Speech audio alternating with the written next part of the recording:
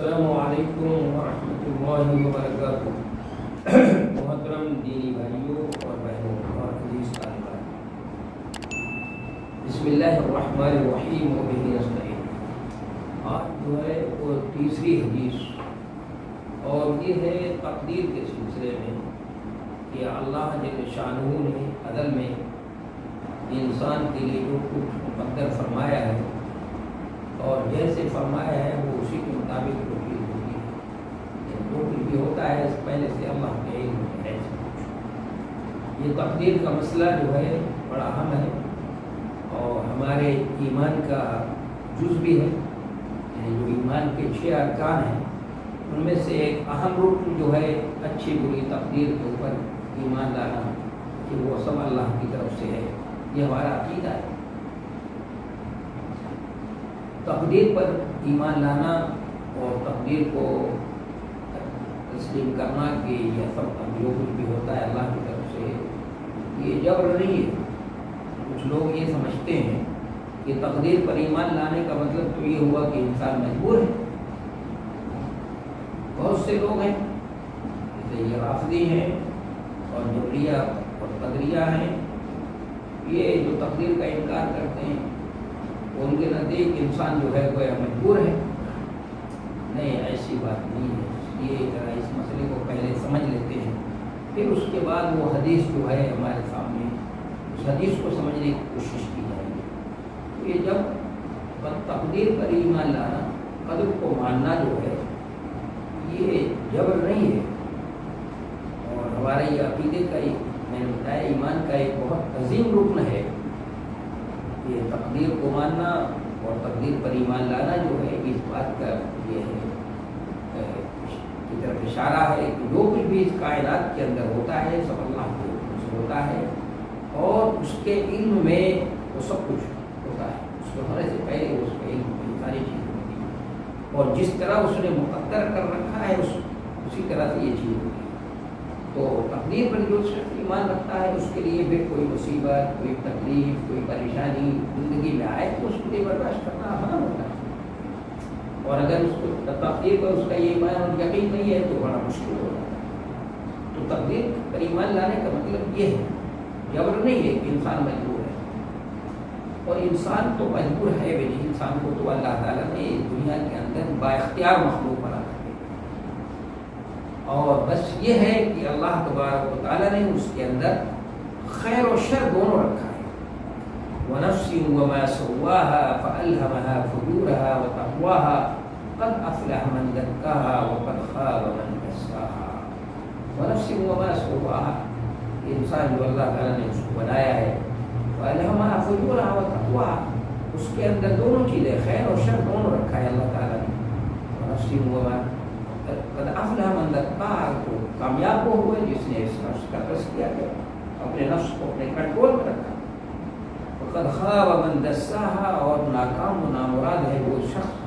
جس نے اپنے نفس کو چھوڑ دیا، تو وہ ناکام و نامراد۔ یہ اللہ تبارک و تعالیٰ نے انسان کے اندر یہ چیز رکھی ہے، خیر و شر دونوں رکھے، اور پھر انبیاء کرام کا ایک سلسلہ جاری کر کے بتا دیا، انسانوں کو بتا دیا کہ انسان دیکھو یہ چیز مجھے پسند ہے، صرف اس کے عقل پر اعتماد کرنے کو نہیں چھوڑا، کیونکہ اللہ تبارک و تعالیٰ نے انبیاء کرام کا سلسلہ جاری کیا، اور پہلے انسان کو پہلا نبی بنایا، اور اس سلسلے کی آخری کڑی حضرت محمد صلی اللہ علیہ وسلم۔ تو اللہ تبارک و تعالیٰ نے انبیاء کرام کے ذریعے سے ہمیں بتایا کہ دیکھو یہ چیز مجھ کو ناراض کرنے والی ہے، اور یہ چیز ناراضی کرنے والی ہے، یہ چیز مجھے پسند ہے اور یہ چیز ناپسند ہے۔ انبیاء کرام نے پوری تفصیلات بیان کی، اور پھر کتابوں کے ذریعے سے، اپنی آسمانی کتابوں کے ذریعے سے ہدایت، انسان کو ہدایت کی، بتایا، رہنمائی کی کہ بھائی دیکھو یہ چیز مجھے پسند ہے، یہ چیز ناپسند ہے، یہ حرام ہے تمہارے لیے، حلال ہے، یہ تفصیلات سب بیان کیا گیا۔ اب اس کے بعد اگر کوئی انسان یہ کرتا ہے، کوئی غلط کام کرتا ہے، تو وہ ہے کہ اس پر مواخذہ ہوگا، اس کو پکڑا جائے گا۔ اس لیے قرآن نے بتایا ہے رسول مبشرین و منذرین لئلا یکون للناس علی اللہ حجۃ بعد الرسل، کہ ہم نے خوشخبری سنانے والے ڈرانے والے انبیاء کرام کا ایک سلسلہ جاری کیا تاکہ مبشرین و منذرین بأن یکون للناس علی اللہ حجہ، تاکہ لوگوں کے لیے اللہ پر کوئی دلیل نہ ہو سکے، یہ نہ کہہ سکے کہ اللہ ہم کو تو معلوم ہی نہیں کہا تو ہم کیسے عمل کرتے ہیں، نہیں کوئی نہیں کہہ سکتا، اس لیے کہ اللہ تعالیٰ نے تو انبیاء کرام کے ذریعے سے یہ چیز بتا دیا، یہ چیز پسند ہے مجھے، یہ چیز ناپسند ہے، یہ چیز مجھے راضی کرنے والی ہے، یہ ناراض کرنے والی، ساری چیزیں بتا دی۔ اب اگر کوئی شخص جو ہے وہ غلط ہی کام کو اختیار کرتا ہے، غلط کام کرتا ہے، تو آپ کہتے ہیں کہ تو اللہ ہی نے طاقت دی تو وہی کرتا ہے۔ تو اللہ کی یہاں پر ایک بات اہم بات سمجھ لینا چاہیے نقطہ کہ تقدیر کا مطلب بڑا اہم ہے اور عام طور پہ لوگ نہیں سمجھ پاتے ہیں۔ تو اس کو سمجھیے کہ اللہ کے ارادے کی دو قسمیں، ایک ارادے کونیہ ہے اور ایک ارادے شرعیہ ہے۔ ارادے کونیہ کا مطلب یہ ہوتا ہے کہ اللہ تبارک و تعالیٰ اس کائنات کے اندر کچھ کام جو ہے اس کائنات کے نظام کو چلانے کے لیے، مثلا ایک شخص ہے تو وہ سینما گھر جا رہا ہے، وہ جا بڑھ رہا ہے تو اللہ نے اس کے پیر میں طاقت دے دی، تو یہ اس کی پسند نہیں ہے، اس نے قومی نظام کے تحت اس کے پیر میں طاقت دی ہو گیا۔ ایک ڈاکو ہے ڈاکہ ڈالنے جا رہا ہے، ایک زانی ہے زنا کرتا ہے بدکاری کر رہا ہے، ایک شرابی شراب خانے میں جا رہا ہے، تو یہ اللہ نے اس کو طاقت دی، اس کو چل کر گیا اور اس کے ہاتھ و پیروں میں طاقت دی کہ کیا اس نے غلط کام کر رہا ہے، تو یہ اپنے ارادے کونیہ کے تحت کیا، اس کا تعلق اس کے ارادے کونیہ سے ہے، اس کے ارادے شریعت سے نہیں۔ تو ارادے کونیہ کا مطلب یہ ہوتا ہے کہ اللہ تبارک و تعالیٰ اس دنیا کے نظام کو چلانے کے لیے کچھ کام کرتا ہے، جو لوگ کام کرتے ہیں غلط کام کرتے ہیں تو وہ سب کو چلا دیتا ہے، جو اچھا کام کرتے ہیں ادھر کو چلاتا ہے، یہ اپنی کونی نظام کے تحت کرتا ہے۔ لیکن ایک اس کے ارادے شرعیہ ہے، وہ کہتے ہیں اس کی پسند، تو اس کی پسند تو وہ اچھا کام ہے جو انبیاء کرام نے، وہ راستہ ہے جو انبیاء کرام کا بتایا ہوا راستہ ہے، وہ راستہ ہے جو اس کی کتابوں نے اس کی وضاحت کی ہے، وہ راستہ اس کو پسند ہے، وہ کام اس کو پسند ہے، جو انبیاء کرام نے بتایا ہے، جو اس کتابوں میں اس کی وضاحت ہے، وہ چیز پسند ہے اس کو۔ تو اس لیے سمجھنا چاہیے اللہ کے ارادے کی دو قسمیں، ارادے شرعیہ اور ارادے کونیہ۔ وہ جو غلط کام کرتا ہے آدمی یہ سوچ سکتا ہے، اس کے ذہن میں یہ بات آ سکتی ہے کہ اللہ نے بھائی ہم کو یہ ہمیں طاقت دی تو ہم نے یہ کیا، تو پھر اس پر مواخذہ کیوں کرے گا؟ مواخذہ اس لیے کرے گا کہ وہ ارادے شرعیہ کے طور پہ نہیں بلکہ ارادے کونیہ کے تحت جو ہے وہ آپ کو یہ توفیق دی ہے اور یہ آپ سے کام دیا ہے اور آپ کو طاقت دی ہے اور آپ یہ کام کر رہے ہیں، تو اس لیے پکڑ کرے گا، اس لیے کہ اس نے بتا دیا ساری وضاحت کر دی اور آپ کے اندر خیر و شر رکھا ہے، تبھی تو امتحان ہوگا، تبھی تو امتحان ہے۔ یہ تو صرف خیر ہی خیر ہوتا، معصوم ہوتا ہے انسان جیسے فرشتے معصوم ہوتے ہیں، تو پھر امتحان کس چیز کا؟ امتحان تو جبھی ہوتا ہے جو آدمی کو اندر دونوں طرح کی متضاد صلاحیتیں ہیں، اس لیے متضاد صلاحیتیں انسان کے اندر ہیں، اسی لیے تو اس نے خلافت کی ذمہ داری اٹھائی، حمل ہر انسان ان عرضنا الامانت، خلافت کی امانت جو ہے، امانت کا بوجھ پہاڑوں نے نہیں اٹھایا، زمین و آسمان نے نہیں اٹھایا، لیکن حمل ہر انسان انہ کان ظلوما جہولا، کہ ظلم بھی ہے مجہول بھی ہے، یعنی ظلم جانتا ہے کہ ظلم اچھی چیز نہیں ہے اور انصاف اچھی چیز ہے، لیکن اس کے باوجود جو ہے اپنے نفس پہ اس کا نفس جو ہے اس پر غالب آ جاتا ہے اور وہ ظلم کر بیٹھتا ہے۔ جہول ہے وہ، یعنی جانتا ہے، علم کے فائدے کو جانتا ہے، اس کی افادیت کو جانتا ہے، جانتا ہے کہ علم روشنی ہے، اور جہالت جو ہے وہ تاریکی ہے، لیکن اس کے باوجود نفس سے اپنی طبیعت کا نفس مغلوب ہو کر، نفس کے سے کو اپنے جو ہے کے سامنے مغلوب ہو کر وہ غلط کام بھی، جہالت کے کام اور نادانی کے کام بھی کر لیتا ہے، یعنی اس کے اندر دو متضاد صفتیں ہیں، اسی لیے اس کو بنایا گیا۔ تو اس لیے قرآن نے کہا تھا نفسی وما سواها فألهمها فجورها وتقواها قد افلح من زکاها وقد خاب من دساها۔ تو یہ چیزیں اللہ نے اس کے اندر رکھی ہیں، آپ تو اس لیے وہ اللہ کے ارادے کونیہ اور ارادے شرعیہ کو سمجھنے کی ضرورت ہے۔ تو اللہ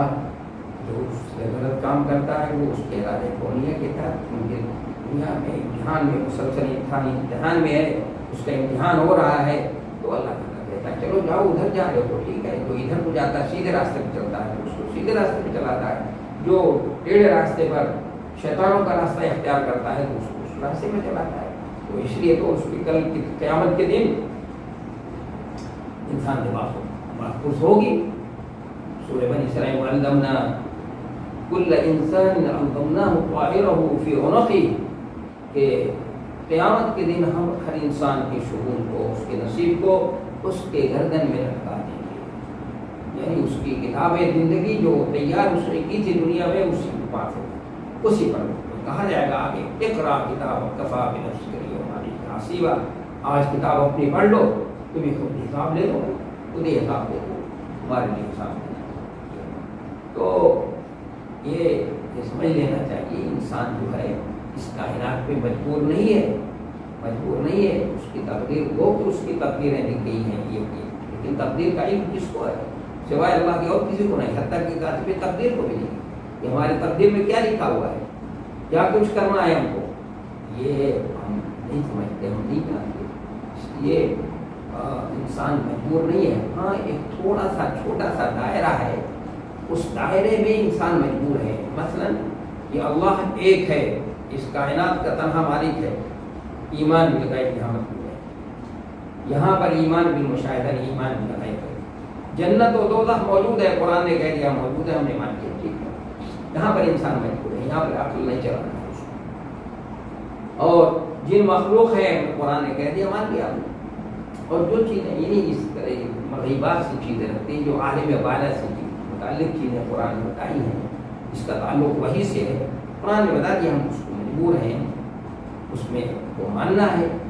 یہ چھوٹا سا دائرہ ہے، اس میں انسان مجبور ہے بس، اور اس کے بعد تو بہت وسیع دائرہ ہے، اس میں انسان بالکل آزاد ہے، اس کو کوئی اس کے لیے کوئی جبر اور اکراہ نہیں ہے اس کے اوپر کہ نہیں تم کو یہی کام کرنا ہے، اگر جبر اکراہ ہو جائے تو پھر امتحان ہی ہے، تو اللہ چاہتا تو سارے انسان سارے کے سارے کیا ہوتے مسلمان ہو جاتے، تو پھر امتحان کیا ہوتا ہے؟ امتحان تو یہی ہے نا کہ انسان کو اختیار دیا جائے کہ تم اپنے اختیار سے اختیار کرو، اپنے اختیار سے اپنے خوش اخواص کو درست رکھتے ہوئے اپنے شعور کے ساتھ حق کو دیکھو پہچانو، جبکہ اللہ نے حق کو پہچانوا دیا ہے، بتا دیا اپنے انبیاء کرام کے ذریعے سے، پھر بھی اگر کوئی نہیں مانتا اور ہم نے اللہ سے عہد بھی کیا تھا ازل میں، پھر اس کے بعد آنے کے بعد اس کا انکار کرتا ہے تو وہ غلط کرتا ہے، تو اللہ کے عہد کو بھلا دیا اس نے، اور پھر اللہ تبارک و تعالیٰ جب اگر بچے کو پیدا کرتا ہے تو فطرت اسلام پر پیدا کرتا ہے، اس کے ماں باپ جو ہے یہودی کسی کو بنا دیتے ہیں، کسی کو نصرانی بنا دیتے ہیں، کسی کو مجوسی بنا دیتے ہیں۔ بخاری کی روایت میں ہے امام مولود الا یولد علی الفطرہ فابواہ یحودانہ او ینصرانہ او یمجسانہ کما تنتج البہیمۃ بہیمۃ جدعاء تنفسون فیہا جدعاء، جیسے جانور پیدا ہوتا ہے تو کامل الخلقت ہوتا ہے، ناقص الخلقت نہیں ہوتا، کامل الخلقت ہوتا ہے، اس لیے بعد میں لوگ کان کاٹ کر کے چھوڑ دیتے ہیں اور یہ کنکٹا ہو جاتا ہے، یہ تو اللہ تبارک و تعالیٰ نے اس کو کنکٹا نہیں بنایا تھا، اس کو یہ نہیں بنایا تھا بلکہ کامل الخلقت بنایا تھا، تو اس لیے میں سمجھتا ہوں کہ یہ بات جو ہے واضح ہوگی کہ تقدیر کے مسئلے کو سمجھ لیا ہوگا آپ نے کہ تقدیر کا مسئلہ جو ہے اچھی بری تقدیر پر ایمان لانا، یہ ایمان کے 6 ارکان میں سے ایک بہت اہم رکن ہے، اور اس پہ وہ ایمان رکھتا ہوگا، اس کے لیے دنیا میں جو بھی مسائل و آلام، جو پریشانیاں، جو دکھ سکھ جو کچھ بھی ہوگا اس کے لیے بہت آسان ہوگا، یعنی پریشانیوں پہ صبر کرنا اس کے لیے آسان ہوگا، اور جو اس کے لیے آسائش کے ذرائع اور وسائل فراہم ہوں گے تو اس پر اس کے لیے شکر کرنا جو ہے وہ شکر کرنا جو ہے وہ شکر اس پر شکر کرے گا تو اس کے لیے شکر کرنا آسان ہوگا، سمجھے گا بھائی میرے رب کا یہ احسان ہے مجھ کے اوپر، میرے اوپر میں یہ اس کا شکر ادا کروں، تو یہ ساری چیزیں جو ہے من جانب اللہ ہے، اچھی بری تقدیر اس پہ ایمان لانا، یہ جو بھی اس طرح یہ سمجھتا ہے کہ ایمان لانا یہ جبر اور اکراہ ہے، یہ بات صحیح نہیں ہے، غلط ہے، بلکہ اس پہ تقدیر پر ایمان لانے کا مطلب اور مقصد اور مطلوب اس کا یہ صرف اور صرف یہ ہے کہ انسان बात का अक़ीदा रखे, ये यकीन रखे कि जो कुछ इस कायनात के अंदर होता है पहले से अल्लाह को उसका इल्म होता है, और जो कुछ उसने पहले से मुक़द्दर कर रखा है उसी के मुताबिक ये सब चीज़ें होती हैं। तो इस तकदीर को समझना चाहिए, और जो लोग जबर और इकराह के कायल हैं कि इंसान मजबूर है, उनकी बात किसी तरह से सही नहीं है। और कुरान और हदीस को चाहिए उनको कि कुरान और हदीस को गौर से पढ़ें, हदीसों को गौर से पढ़ें,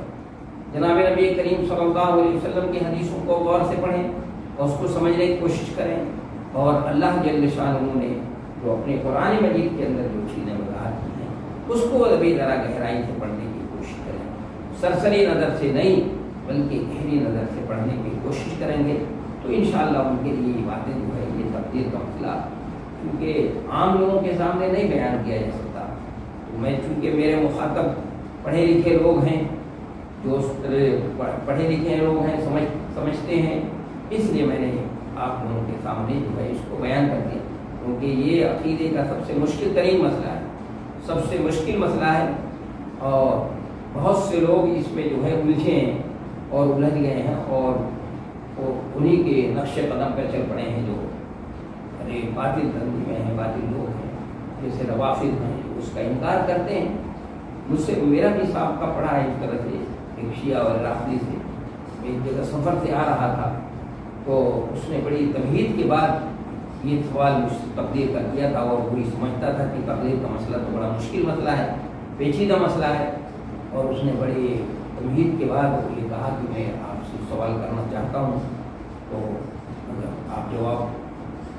रहमत फरमा दें बहुत अच्छी बात है। मैंने कहा बिल्कुल कर लीजिए, अगर अल्लाह ने तौफीक दे दी ठीक है, नहीं तो फिर आपसे मदद दे दूँगा, तो बाद में बता दूँ। तो ये सवाल किया था उसने, तो मैंने उसको समझाया था और वो अल्हम्दुलिल्लाह समझ गया, और उसने कहा लेकिन भाई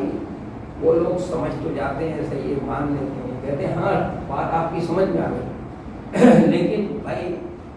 परमाला वहीं गिरेगा जहाँ गिरता था। मान तो ली समझ में आ गई बात आपकी, कुरान हदीस की रोशनी में आपने समझाया, समझ गए, लेकिन बात वही रहेगी जो पहले जैसे कह रहे थे, पानी वहीं गिरेगा जहाँ पहले ही गिर रहा था। तो ये कहाँ से मानना हुआ, ये कहाँ समझना हुआ भाई। बहुत दिनों तक वो समझते रहे, कोशिश करते रहे, मैं समझाया, लेकिन वो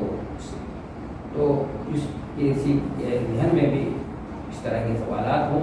तो आप इसको पढ़ें और समझने की कोशिश करें, और अगर कोई बात ना समझ में आए तो फिर आप जो है आप टेलीफोन के ज़रिए से या फिर इसी पे कमेंट के ज़रिए से आप समझना चाहें तो समझ सकते हैं, मैं इंशाअल्लाह भी बता दूँ। तो ये तीसरी हदीस जो है इसी तकदीर से मुतल्लिक़ है।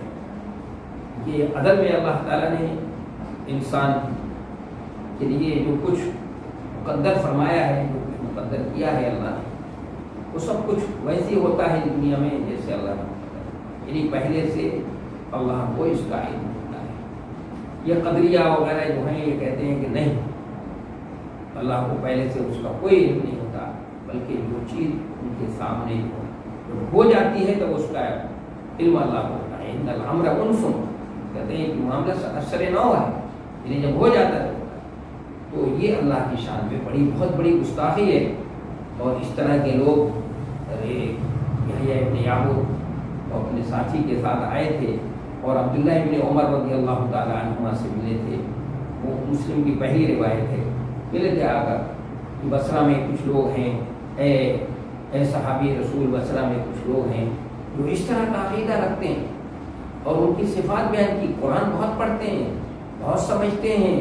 इल्म के अंदर उनकी गहराई और गिराई है, लेकिन उनका यह अक़ीदा है वो तकदीर को नहीं मानते। तो हज़रत अब्दुल्लाह इब्न उमर रज़ियल्लाहु ताला अन्हुमा ने अपनी राय उनके बारे में ये बताया कि जो जाना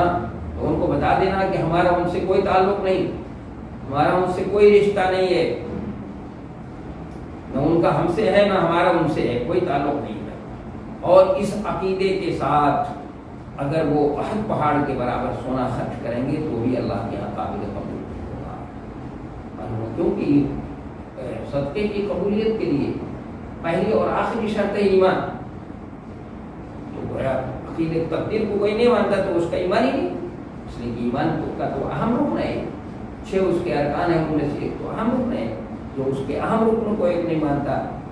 اگر کسی بھی رکن کو نہیں مانتا ہے تو ایمان مومن نہیں ہو سکتا، مومن نہیں ہوگا۔ اس لیے بھائی تقدیر پہ اچھی بری تقدیر کو یہ سب من جانب اللہ ہے، تو اللہ کی طرف سے ہے،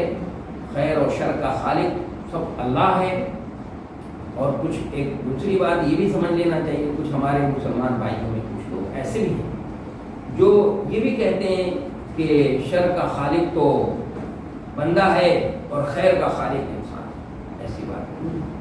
خیر اور شر دونوں کا خالق اللہ ہے، اس لیے کہ من القدر خیرہ و شرہ من اللہ تعالی،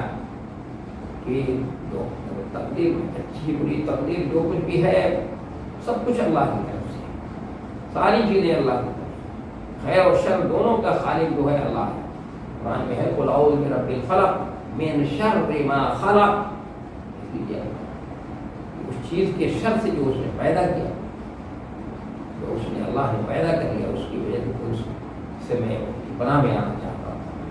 قل اعوذ برب الفلق من شر ما خلق، اور پھر قرآن میں جا بجا اللہ تعالیٰ نے فرمایا اللہ خالق کل شیء، اللہ ہر چیز کا خالق، ہر چیز کا خالق اللہ ہے۔ اور نبی علیہ الصلوۃ والسلام نے فرمایا ہے کہ میرے امت کے وہ لوگ مجوسی ہیں جو یہ کہتے ہیں کہ خیر کا خالق تو اللہ ہے اور شر کا خالق جو ہے انسان، جو یہ عقیدہ رکھتے ہیں تو آپ نے فرمایا کہ یہ میرے امت کی مجوسی ہے، کیونکہ مجوسیوں کے یہاں بھی دو معبود ہیں، ایک شر کا معبود، شر کا پیدا کرنے والا، اور ایک خیر کا پیدا کرنے والا، اہرمن اور یزدان دو معبودوں کو مانتے تھے۔ تو آپ نے فرمایا کہ جو ہمارے یہاں بھی میری امت میں بھی اگر اس طرح کا کوئی عقیدہ رکھتا ہوگا تو وہ بھی میرے امت کا کیا ہے، وہ مجوسی ہے۔ تو اس لیے بھائی اس کو سمجھنے کی ضرورت ہے۔ اگر کسی کے مزاج میں ذہن و دماغ میں اس طرح کی بات بھی ہو تو وہ اس کو اپنے رچ کو رچ کر نکال، اس کو صاف کر دے، اس لیے کہ یہ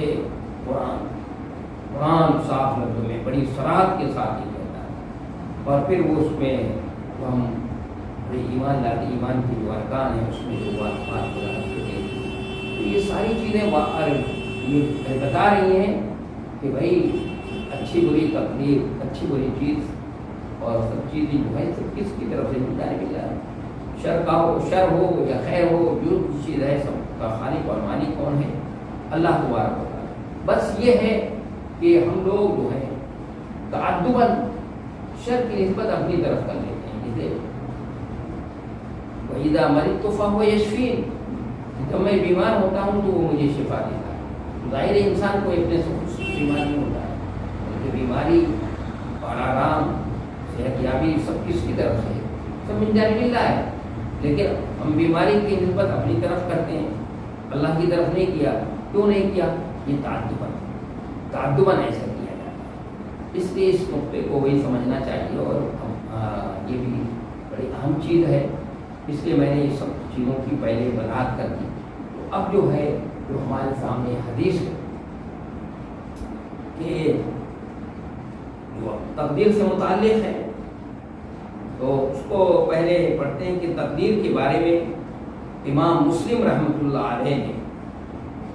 اپنی کتاب صحیح مسلم میں، اس کو المسند الصحیح مسلم کہتے ہیں، میں ایک حدیث نقل کی ہے، اور جو عبداللہ ابن مسعود رضی اللہ تعالیٰ عنہ سے روایت ہے کہ ہم سے سچوں کے سچے نے فرمایا، یعنی الصادق المصدوق صلی اللہ علیہ وسلم، الصادق المصدوق، سچوں کے سچے نے فرمایا، لا شبہ تم میں سے کسی ایک کے نطفے کو 40 روز میں رحم مادر جمع کیا جاتا ہے، یعنی میں سے بلا شبہ تم میں سے کسی ایک کے نطفے کو 40 روز رحم مادر میں جمع کیا جاتا ہے، پھر اتنی ہی دن میں جمع ہوا خون ہو جاتا ہے، پھر اتنے دن میں اس کے خون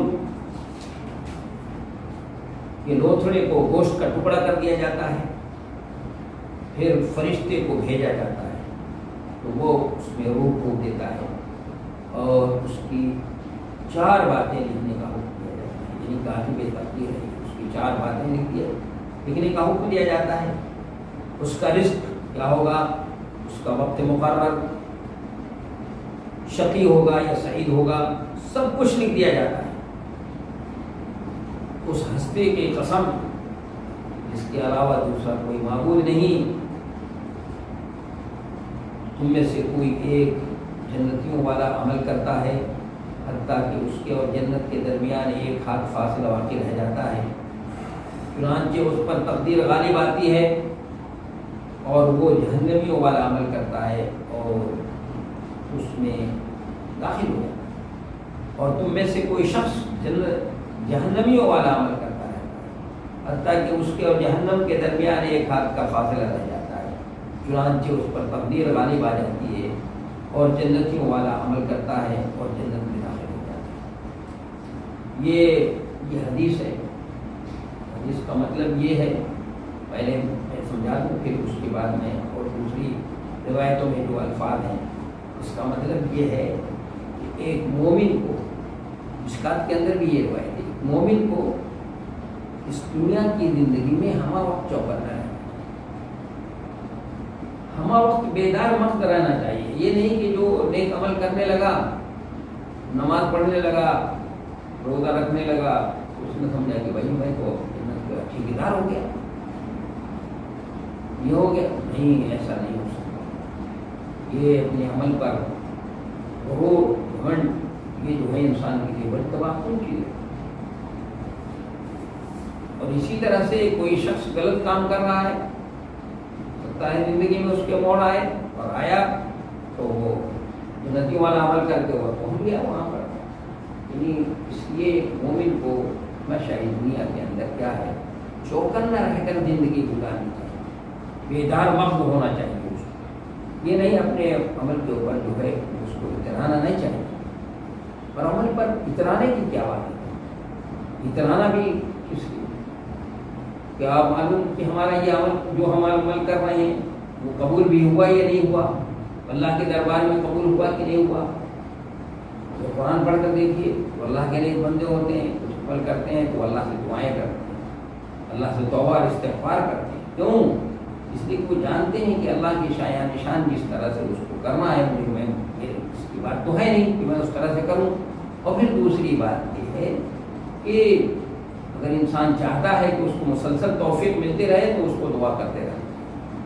اور اس سے اللہ کے سامنے رو کر گڑ گڑا کر معافی تلافی اور توبہ اور استغفار کرتے ہی رہنا چاہیے، تاکہ اس کو بار بار یہ توفیق ملتی رہے۔ اور یہ بھی کہ بھائی اللہ آپ کی شایان نشان جس انداز سے کرنا تھا میں تو نہیں کر سکا، کہ اللہ تو ٹوٹے پھوٹے انداز میں جس طرح سے بھی ہوا قبول فرما۔ تو یہ اس بات کی طرف نبی علیہ الصلوۃ والسلام نے اشارہ کیا ہے کہ ایک مومن کو اس دنیا کے اندر جو ہے بہت ہی بیدار مقت رہنا چاہیے، چوکنا رہنا چاہیے، نیکیوں کے اوپر جو ہے اترانا نہیں چاہیے اس کو۔ یہ نہیں کہ وہ نیکیاں کر لی اور نیکیوں پر اترانا شروع کر دیا، جیسے کہ ہمارے کچھ بھائی ہیں وہ کہتے ہیں اور یہ سمجھتے ہیں کہ ہم تو جنت کے ٹھیکیدار ہو گئے۔ نہیں، کوئی جنت کا ٹھیکیدار نہیں ہوا، کچھ پتہ نہیں کہ کیا ہوا، ہمارے عمل قبول ہوا کہ بھی نہیں ہوا۔ اس لیے اللہ کے سامنے ہمیشہ روتے اور گڑ گڑاتے رہنا چاہیے۔ تو ایک روایت میں یہاں تک بات تھی، دوسری روایت میں ہے کہ فرشتے سے فرشتہ کہے گا، اے رب الانہار کامل الخلقت ہوگا یا ناقص الخلقت؟ تو اللہ تعالیٰ اس کو کامل الخلقت یا ناقص الخلقت بنا دیتا ہے۔ اور تیسری روایت میں ہے اور الفاظ بحیر کے ہیں، حضرت علی کرم اللہ وجہہ سے روایت ہے کہ ہم لوگ جنت البقیع میں ایک جنازے کے ہمراہ تھے، بس ہمارے پاس رسول اللہ صلی اللہ علیہ وسلم تشریف لائے، آپ بیٹھ گئے تو ہم لوگ بھی آپ کے پاس آپ کے گرد بیٹھ گئے، اور آپ کے ہاتھوں میں ایک چھڑی تھی، ایک چھڑی لی ہوئی تھی، آپ نے اس کو جھکایا اور چھڑی سے زمین پر نشان بنانے لگا۔ پھر فرمایا تم میں سے جو شخص بھی ہے اس کی جنت اور جہنم میں جگہ لکھ دی گئی ہے، اور یہ بھی لکھ دیا گیا ہے کہ وہ نیک ہوگا یا بد ہوگا۔ راوی کہتے ہیں تو ایک شخص نے کہا کہ اے اللہ کے رسول صلی اللہ علیہ وسلم، کیا ہم اپنی تقدیر پر بھروسہ کرتے ہوئے عمل کرنا چھوڑ دیں؟ نہیں، ایسا نہیں ہے، ہمیں یہ تعلیم نہیں دی ہے کہ ہم اپنی تقدیر پر، کیونکہ ہمیں پتہ ہی نہیں ہے کہ ہمارے تقدیر میں کیا لکھا ہوا ہے، ہمیں کیا پتہ ہے؟ اور یہ اللہ تبارک و تعالیٰ نے لکھا ہے، اس کے مطابق وہ چیز ہوگی، لیکن پتہ تو نہیں ہمیں، حتیٰ کہ کاتب تقدیر کو بھی پتہ نہیں، اور صرف اللہ کو معلوم ہے۔ ہم نیک عمل کرتے ہیں، دعائیں کرتے ہیں، اس کے ذریعے سے تقدیر کو بدلا بھی جا سکتا ہے، بدلا جا سکتا ہے۔ حدیثوں میں آتا ہے کہ یمحو اللہ بہ ما یشاء، کہ لوح محفوظ میں سورہ رات میں ہے کہ اللہ تعالیٰ لوح محفوظ میں سے جو چیزیں چاہتا ہے اس کو مٹا بھی دیتا ہے۔ اس لیے یہ نہیں ہے کہ تقدیر میں پر اعتماد کرتے ہوئے کہ ہمارے تقدیر میں جو لکھا ہوگا وہ ہوگا، ہم ہاتھ پر ہاتھ رکھ، یہ بات نہیں ہے۔ تقدیر پر بھروسہ کرنا اور یہ اللہ کے توکل کے بھی خلاف ہے، کیونکہ ہم کو پتہ ہی نہیں ہے کہ ہمارے تقدیر میں کیا لکھا ہے، کیا ہونا ہے۔ کچھ اتنا ہمیں شقی ہیں، سعید ہیں، ہم کو کیا یعنی کتنی عمر ہے، کیا کچھ بھی پتہ نہیں ہے، حتیٰ کہ کاتب تقدیر کے ذہن سے بھی محو کر دیا جائے، صرف اللہ کو پتہ ہے۔ تو اس لیے ہمیں نیک سے نیک اور اچھے سے اچھا عمل کرنا چاہیے، اور عمل بڑھ چڑھ کر کے کرنے کی کوشش کرنی چاہیے۔ اس لیے اس طرح کی حدیثیں جس سے لوگوں کو غلط فہمیاں ہو سکتی ہیں، جسے صحابہ کرام نے سب کو نہیں بتائی وہ حدیثیں، جس سے لوگوں کے اندر توکل پیدا ہو جائے، لوگ اسی پر بھروسہ کر کے کر لیں اور یہ سمجھ لیں کہ بس ہم نے تو کلمہ پڑھ لیا، بس کافی ہے، جنت میں جانے کے لیے کافی ہے۔ اس کے لیے ضروری ہے کیا کہ علم کیا، عمل کیا جائے، عمل ضروری ہے جو کام کرنے کے لیے کہا گیا ہے، جو عبادات ہیں اور جو چیزیں عبادات کا تو مفہوم اسلام کے اندر بہت وسیع ہے، جو حقوق اللہ سے متعلق ہیں، حقوق العباد سے متعلق ہیں، اور جو بھی چیزیں ہیں سب اس کو کرنا، انجام دینا ہم سب کے لیے ضروری ہے۔ تو انشاءاللہ اب اس کے بعد والے درس میں جو ہے اس کے بعد بات ہوگی۔ وآخر دعوانا